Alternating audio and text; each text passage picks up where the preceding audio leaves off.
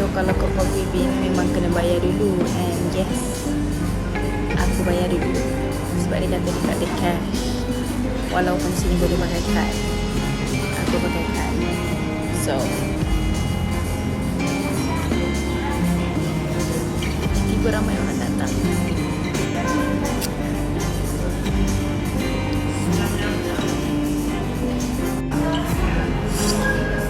Aku dah call, dia tak jawab. Ya, WhatsApp dia satu tip. Orang sebelah aku sekarang ni nak belah, so aku tak tahu nak buat apa.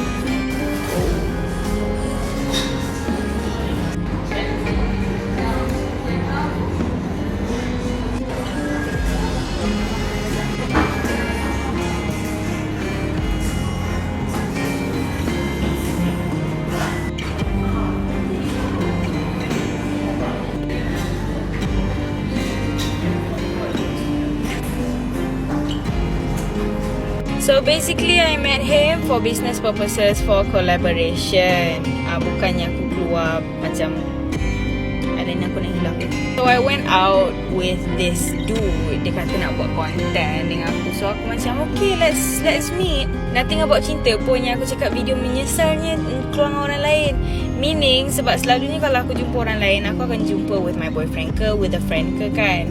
So tak adalah aku nak sidai macam tu seseorang. So like my mom is around dekat-dekat kat situ time tu, and my boyfriend pun is around dekat-dekat kat situ time tu. So aku macam Ala kena sidai, you wanna come eat with me?